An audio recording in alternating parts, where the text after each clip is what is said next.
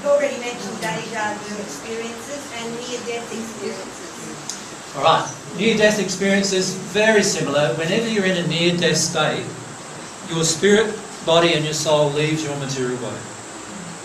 So now you're in the spirit world, able to do things. For example, look down on your own body easily, which is why most people have that experience.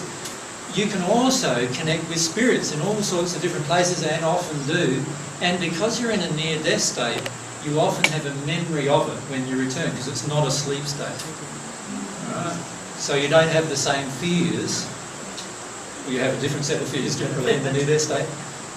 But you don't have the same fears as you would in the sleep state remembering. So you often remember them, and that's why lots of people remember near-death experiences, which are all real spirit events, mixed with a little bit of lack of oxygen in the brain and a few other things that occur in physiology, which may mix up the entire experience.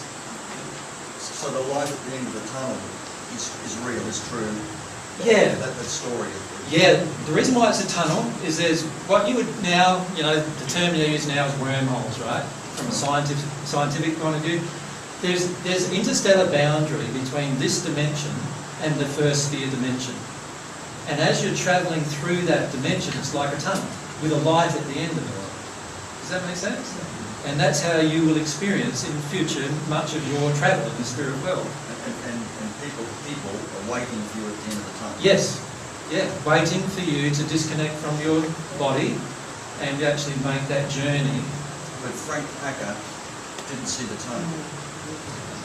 Sorry, not Frank, Kerry. Kerry Packer.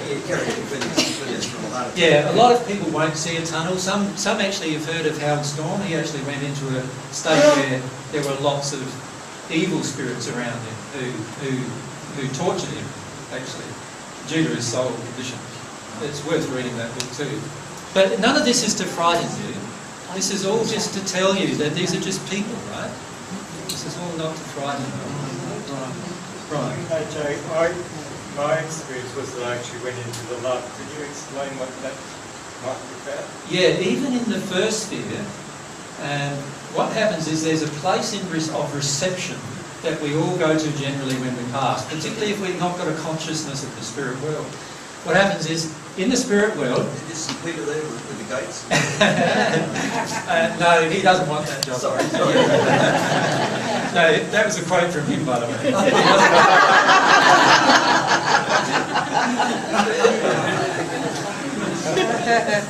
He doesn't like standing in one place very much. Never has, actually. Anyway, let's say you're in the process of this near-death, which is really a passing sort of process. This is an experience that is very similar to a passing experience. The first sphere, there's a place of reception at the top of the first sphere which is very bright, much brighter than the air from a light perspective. And it also is full of love because there's lots of coming and going there, and there's lots of spirits of a very high quality there, waiting for people who pass, right? And they're waiting for people who pass, and what they do is they nurture them in that state until they're ready to face their own emotional condition. Alright? So you will actually see that as bright light, but also a feeling of euphoric love, which is actually coming from these spirits, right, to help you through the process of potentially passing. And so that's why many people describe this euphoria, which causes them to no longer have fear about death. And in fact, you have nothing to fear about death, because all of you will be welcomed by somebody in the spirit world. Now, whether you accept that welcome or not, for many of the spirits who are here still with us, many of them never accepted that welcome. They were so churned up with their own emotions and so churned up in their own fears that they wouldn't allow themselves to see anything. And what they need to do now is allow themselves to see the spirits that surround them wanting to help them. And you can do that just by desiring it in your heart, and then you'll feel it.